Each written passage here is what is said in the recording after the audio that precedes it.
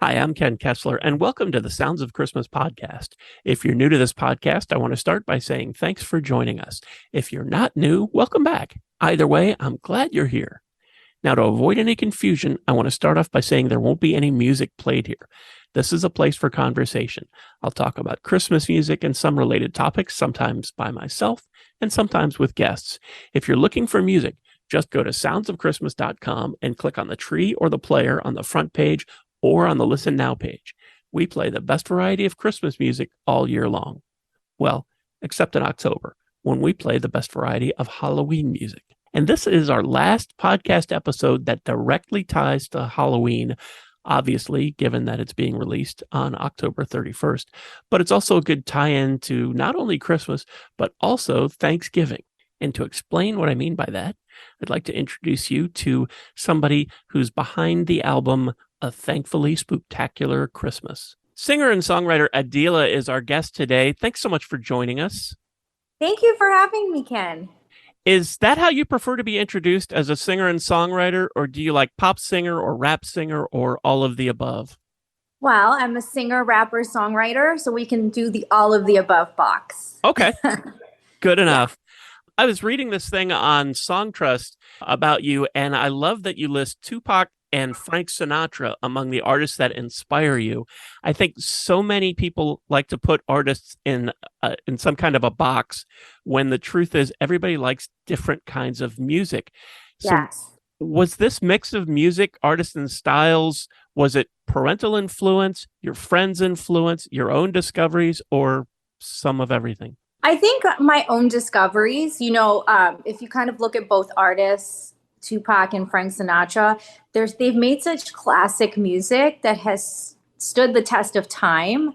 So you're going to come across them. And when you hear their music, it gives you a certain feeling inside each artist. And I think, just through my love for music and discovery, that's kind of where that came from. You've released a lot of music over the last 10 years or so, singles and albums. You picked up a gold record for writing Made It From Nothing on Meek Mill's Wins and Losses album.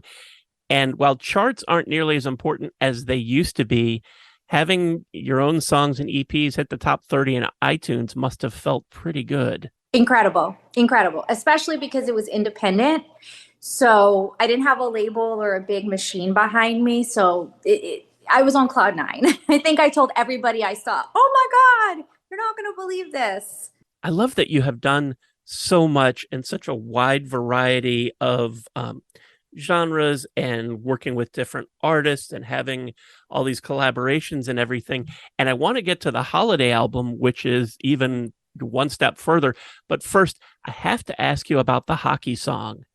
You wrote Oh. and recorded an official Stanley Cup song. Was that last year? It was this year. This year. Okay. Yeah. How did that come about? How did you get connected to the NHL, or did they come to you? They actually came to me. I had written the song Champion and they heard it and they were like, we'd love to use this for our official Stanley Cup song. And it was the coolest experience to be able to go to New York and shoot on the ice and experience the NHL's main headquarters and just be a part of that. I think it's to be linked to a legacy like the NHL is just, unfathomable, but the coolest experience ever. You've posted videos about the industry and your goals and everything.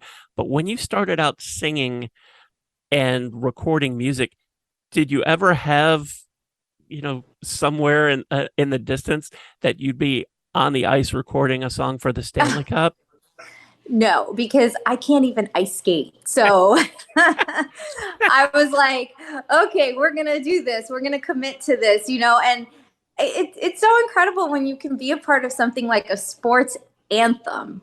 That's like just Yeah. next level. And to be able to wear the jersey that said NHL on it and have the live drum line on the ice behind me, I did never, ever, ever thought that was a possibility. Yeah, it just seems amazing. And I don't want to say anything bad about the NHL. Was there another sport that you might have had an eye on for that song? No, I say that Champion's one of those records, like my sport is music. So when I approach records like that, I'm kind of speaking from like, how do I win my sport, which is music? And I think it translates really well. And I've had some other songs go to ESPN for the WNBA. So, I like to think that I make champion music and, inspire in that way. Champion music maker, that could go into your title along with rap singer songwriter. Wait, right? I'll add it. Okay, let's talk about All Star Kid. Yes. Earlier this month, and if you're listening to this later, I'm talking about October 2022. All Star Kid, if you don't know, they're a relatively new children's brand. They make educational content, music, books, live events, videos for children. Some of it is for learning and some of it's just for fun. And they released an album earlier in October called A Thankfully Spooktacular Christmas. And this is kind of broken up into three parts on this album. As the title implies, there are songs for Halloween, Thanksgiving, and Christmas. And you sing a Halloween song called Spooky. That's not Yes. the old song that a lot of people know with that same title. This is a new one that you wrote and arranged. In fact, I was looking at the information, and you wrote or co-wrote most of the songs on this album. I did. I collaborated on a lot of the songs. Dennis McKinley, who's the owner of the brand, he had come to me and he said he had this, has this brand, All Star Kid, and do I want to be involved? And it was a no brainer. The branding was amazing. The kids are adorable. He was already on this like great path. And musically, I was like, I'm in. Like, what do we need to do?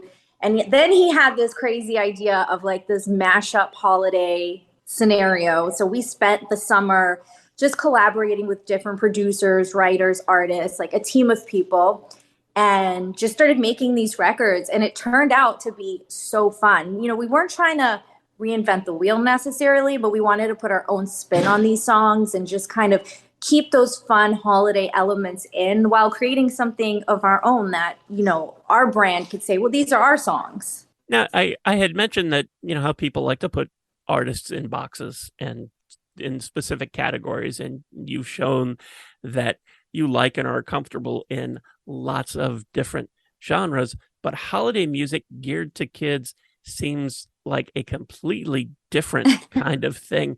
How big a challenge was this? How different from what you usually write? It was just so fun for me that it wasn't a big challenge as far as recording and writing. It's just like going into that, when you write music for adults, let's say, or commercial music, you're thinking like so deeply about like, does this make sense? Does this sound cool? Like, how is this going to be perceived? But with the kids' music, Dennis was kind of the guy that picked out all the great beats. Like he picked out the music and was like, here you go. And so that's half the battle, is getting this great production for kids. And then once hearing the songs, it just came naturally. Like you could hear the little, on Spooky, it was like you heard the Halloween fun in that. So it's like, let's talk about everything Halloween on here. It could be kooky, wild, crazy, and we're just going to have fun. There's no rules. The Sounds of Christmas station, we play Christmas music 11 months of the year and Halloween stuff in October. And so I get lots of music, but I can't remember a release that had Halloween, Thanksgiving, and Christmas all rolled into one. The closest thing is probably Nightmare Before Christmas, that sort of tries to straddle the line of Halloween and Christmas. Mm-hmm. I think this is terrific because those three things, especially when you're a kid, boom, boom, boom, that's, that's the most One after exciting the other. time of the year. Yeah. Yeah, that's the most exciting time of the year. Was that the plan for this all along, to tie those together? Do you know? That was Dennis's plan from the jump on this album, and it's kind of genius when you think about it, like you just mentioned. And what's fun about this project is like we almost start new every month as far as being able to promote it and do creative content on it, because now we're nearing the end of Halloween and it's starting to really pick up. The spooky song is starting to really pick up. People are doing dances to it, which is really great. And then as we go into November, we have Thanksgiving songs. And then as we go into Christmas, we've got 5 Christmas songs. So it's like one project, but we're starting new every month. Yeah, and there's something for and literally something for everybody. Yeah. There aren't a lot of Thanksgiving songs to start with, and then if you're looking for Thanksgiving songs for kids, that niche gets really tiny. So it's Tiny, great that yeah. that's included on this.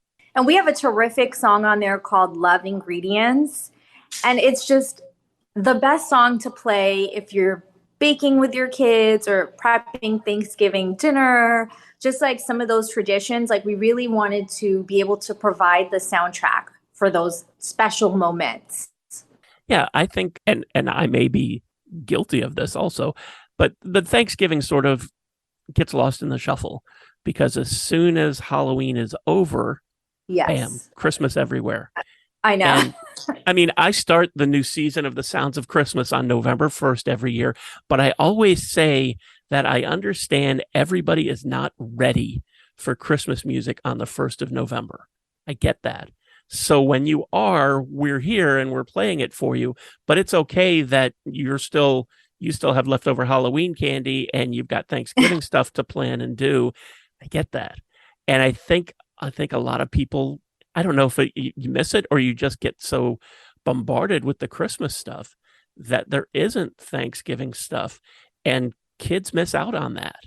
And I think this is terrific that there's a couple songs for kids about Thanksgiving so that doesn't get lost. I appreciate that. Yeah, it's we want to take our time and we want to concentrate on each holiday, but we do love Christmas. So we're so excited that we are doing this podcast with you and you're introducing your fan base to these new Christmas songs that are coming. We're really excited about those because I feel like we kept the spirit of Christmas on these records but they're fresh and new. Yeah. And it's just like the Halloween songs that are on a Thankfully Spooktacular Christmas. The Christmas songs are fun. They're not over your kids' heads, but they're not dumbed down either. Right. I think it's great. It's some fun stuff for each of the holidays. Having been a part of this, does this make you think that you'd like to make some holiday music of your own? Well, I think just being part of the All-Star Kid brand, it is my own. As far as like all of us that are part of it, we really do take pride in the fact that we created this music together. So I'd love to do another holiday project with All-Star Kid. And I think we're going to continue just, kind of doing these thematic albums. The next one we're thinking about is a nursery rhyme project. So, just kind of staying in with the kids and what they're doing and what's cool for them. Were you involved with All-Star Kid before this project? Yes. Okay. So I've been writing. I have shout out to Frankie Bell, Alondra Rich. There's so many people. There's James, there's Styles, there's Rick. There's so many people a part of this. And we've been writing and, Dennis thought, hey, this is the perfect way to really end the year and just start this journey with this 3-part mashup album. I was in traditional radio on morning shows for a long time and a lot of family-friendly shows, and I'm still connected to people that do those. And I see from time to time people mention the previous All-Star Kid collection and how great it is, and listener commenting how great it is to help kids with learning and making it fun. It's not copying Sesame Street, but it's sort of that sort of mentality of making learning fun. Yeah. And that's what the previous music, and really that's what the Thankfully Spooktacular Christmas is. Yeah. So the previous album for sure it was definitely that edutainment vibe. Like we wanted to teach kids concepts and just kind of, but in a fun way. And then for this project, we're having fun all the way, we're just going for it. And then we'll be back to, we want to mix it up. We want the kids to be able to find the fun and also learn something and, find their favorite character in our bunch of kids too, because we have our 7 kids and I feel like there's a kid everyone can relate to. So that's fun as well. Because I'm new to All-Star Kid, my kids are 30 now. So not that they wouldn't find fun in this, but it's not targeting them. Not their thing. Right. So are you familiar enough to go through the different kids that make up All Star Kid? Yeah, so we have Zoe the zookeeper, and her favorite thing is obviously taking care of animals. Zoe was born in Zimbabwe. Then we've got Penelope, who's the pediatrician, and her superpower is healing. So if an all-star kid has a scrape or bruise, she's there to help put a band-aid on them. We have Antonio, whose power is a super athlete. So his thing is sports. He loves every sport. Sammy is a software engineer. So he codes, which is really important to kind of teach kids like all this technology that you're on. It comes from somewhere, and we want to work that into the narrative with Sammy. We have Mike, the mathematician. He's really good at math. He loves numbers. We have Tasha. She's a traveler, so she goes all over the world. And that's how we're going to infuse like different cultures and different types of people. And just, we want to include the world. We want to be inclusive. And last but not least, we have Eric, and he's the entrepreneur. And so we want to teach kids about business and, how to be financially successful and with their money starting early. So even on the first project, we had a song called Piggy Bank, and it was super fun, but we were kind of saying like, the hook was ching ching in my piggy bank. But we were talking about like how you can earn that little bit of extra money doing chores around the house, and then like, hey, why don't we save our money and like put it into our piggy bank? So now we're at a stage where we're going to start introducing all these kids and their superpowers and their hobbies and their talents. Wow, that's amazing. And I got to tell you, I kind of wish this was around when I was a kid. I could have used some of that. Because really, a lot of the stuff that is aimed for kids is silly and it's fun, but there's no there. It's I don't want to name anything because I don't want it to sound like I'm picking on something. But there isn't like the learning's not infused with the fun. It's like kids are taught at an early age that those two things are separate. And you go to school and that's not fun. You have to learn, and then you can come home and you can play.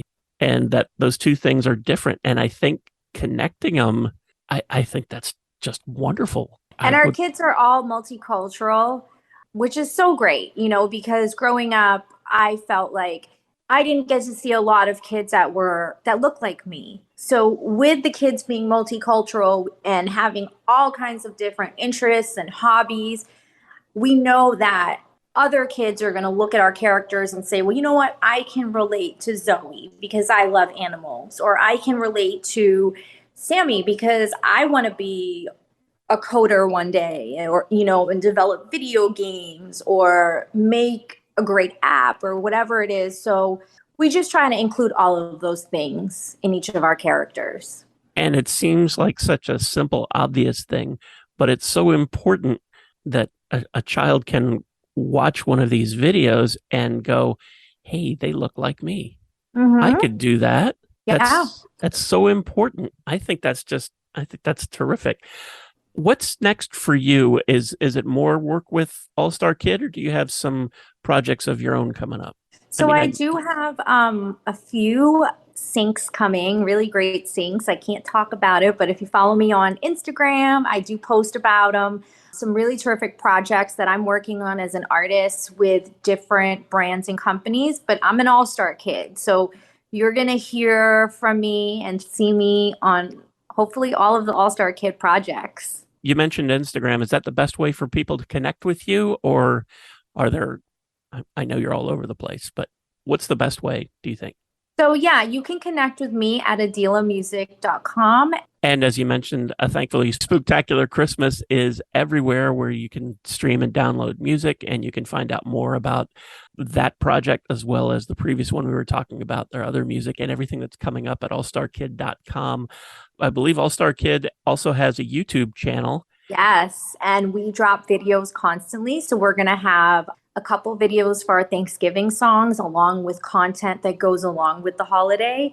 And then your favorite holiday, Ken, Christmas. Yes. We're going to have music videos for all of them and Christmas content and just Christmas crafts. And we're going to get into that mode. So if everybody loves the holidays as much as obviously you and I do, it'd be great to follow All Star Kid on their YouTube and their Instagram so you can just be a part of it.